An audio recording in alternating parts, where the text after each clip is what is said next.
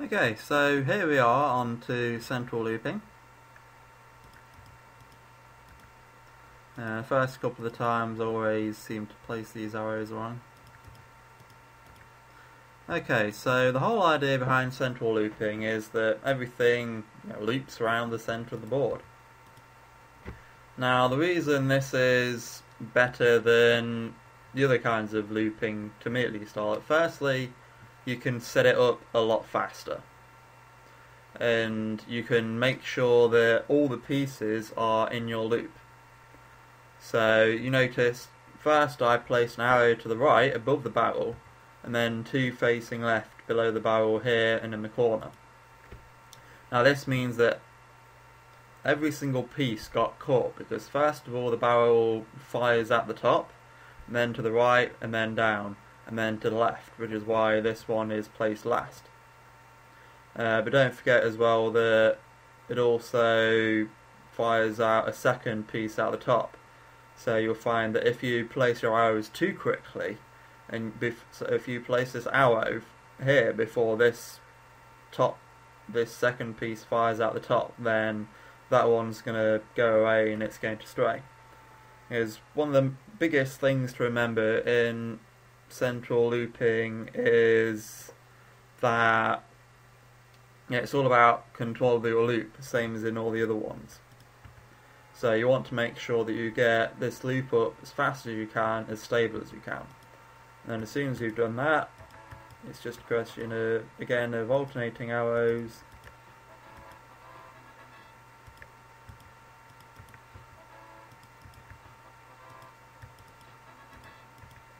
And I'm just sort of augmenting this right now with sort of single cannon loops, because central looping is really best at sort of these two, the top left and the bottom right cannon. So you see here, look, I missed a piece, and it's not lasted very long, but it's just caused me a bit of chaos just for a few seconds. And this sort of flying over the side method is how I deal with those sort of the two difficult cannons if I can't do a single loop like I'm doing here.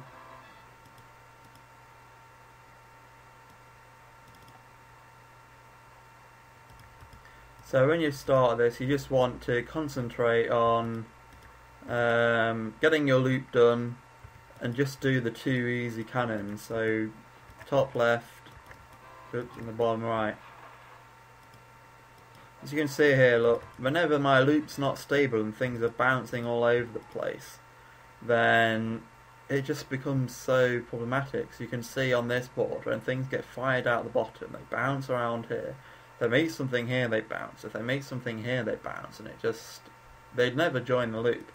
So on some boards like this, you just have to put in a heading arrow or guiding arrow to stop these things bouncing around. And then once you've sort of fixed your loop, you can go back to putting pieces into the cannons. Stir it one cannon at a time, and then once you've gotten the hang of that, you can really start taking advantage of opportunities a bit more and doing two cannons at once.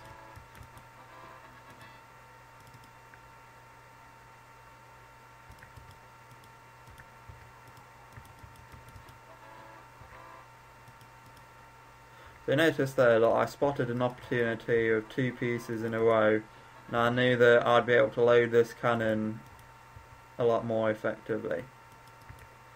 Oops. This is very difficult. I apologise for the sort of frame lag. My computer is not happy about me gunning at this speed and recording at the same time.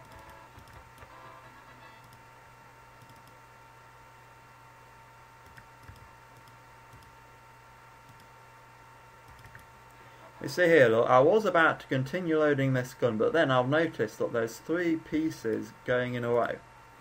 Now what I like to do is, I'll load any difficult cannons I can with this. So if I see that I can't do a single cannon loop on the top right or the bottom left, I will use these 3 pieces in a row to, load that.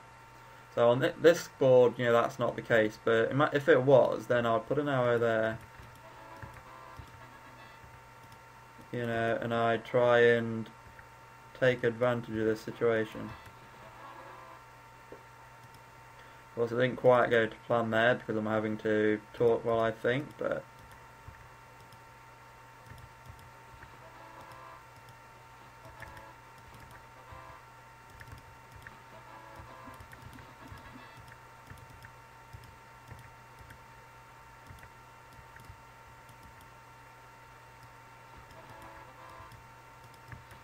you see, I'm not concentrating on a single cannon anymore. And it just goes that much faster because one of the biggest problems of looping is that you have to wait for things to come around. Now this is certainly moving a lot more towards a freestyle method of gunning. And as you practice more, you can start to inject a lot more freestyle into your method. Because that should be your ultimate aim, should be that you don't want to use these loops if forever possible. Because at the end of the day, freestyle, is the fastest way to go.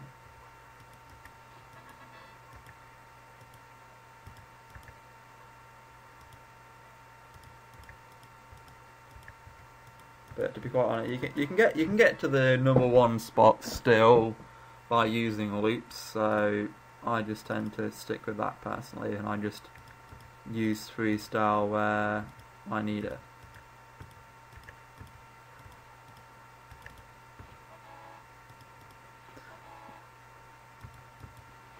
If you have these sort of bounce areas, so these are the sort of traps that really annoy me when pieces sort of come in behind the cannons. If you have a nice string of pieces, always try to load these ones first. Get them out of the way when they're easy. That's what I always try to do. Don't make life hard for yourself if you don't have to.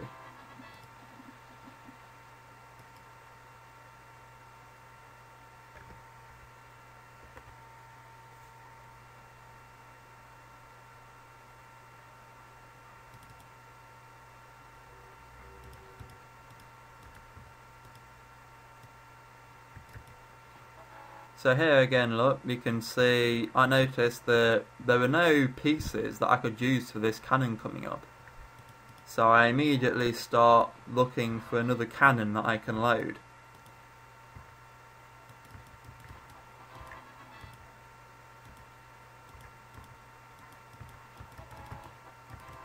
And if the pieces, if again I can't see any pieces for the cannon I can load either, I'll look to herd of the pieces. So you saw in this top right cannon when I was loading it, the pieces weren't at the tip of the cannon yet that I needed, so I took that split second to place a herding arrow over here to the left. Because if I'm waiting for a piece to come around, I may as well be doing something while I'm waiting for it.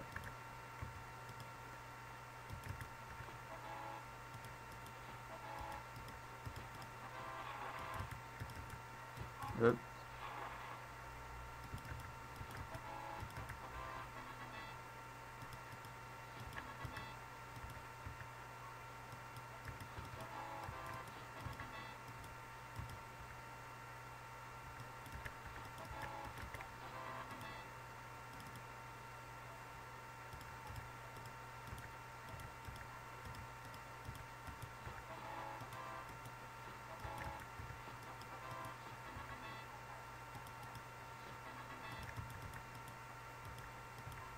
And if you go wrong, like I just did in that top cannon, don't always try to fix it. You can go on to another cannon, constantly reevaluate what the best thing is to do. Because usually it's to swap cannon and do something else. I mean, this isn't something you do when you start learning. But see, I'm having one of these very evil boards again.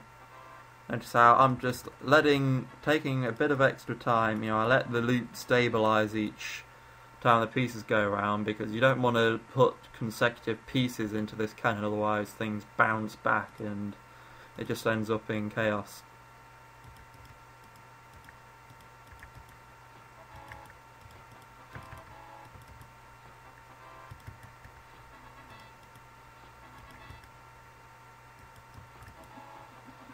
Whoa, frame lag. So I just completely lost control of everything there.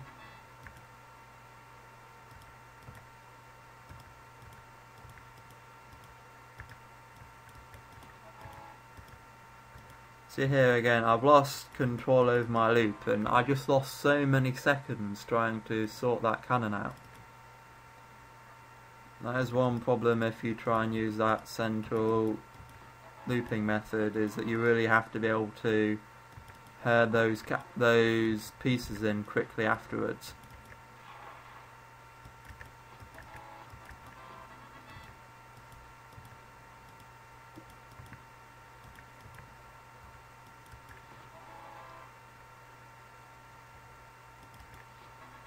One thing I find quite useful with these single cannon loops is try and make a slightly bigger loop and cut it in half. So when I was first trying to do this, I can't really capture these pieces at the top, can I? Okay, so imagine I've got my 2 cannon loop here. I just sort of cut it in half. So you want to keep things going in a flow. So if I place that loop there now, look, I've just cut it in half, which can be a lot easier than just trying to set it up straight off from a single loop. If you want to herd things, it's all about using these natural loops on the board. Sometimes you just have to reverse the flow of them. So you see here, look, I've got lots of 2 cannon loops. So here, if I want to do a single loop around this top one, I'll set up a central loop, and then I'll make sure things flow nicely. And I won't place that arrow until I absolutely have to, so that the flow is nice and smooth. Because I want to keep those guiding arrows there as long as I possibly can.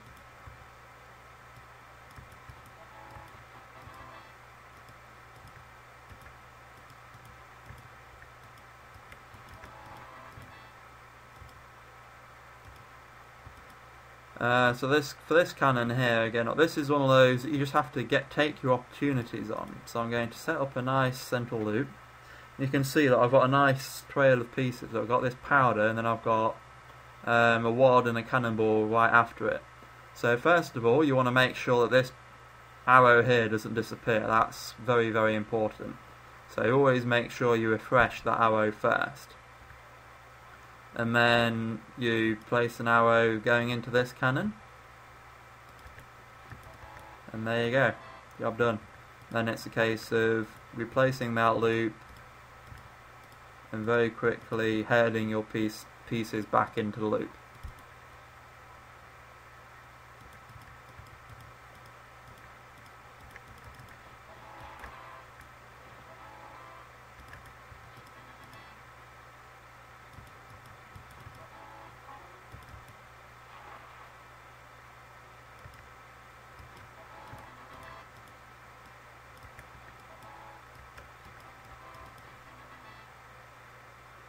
Again here, look, I can see that there's no way I can do this with a single cannon loop. So I'm going to rebuild my middle very quickly.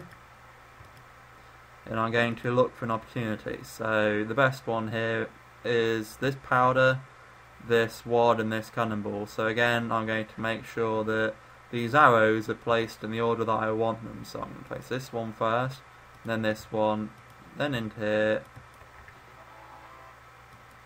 Unfortunately that didn't quite go to plan, but you see the whole idea of you want to make sure the arrows disappear in the order that you want them to.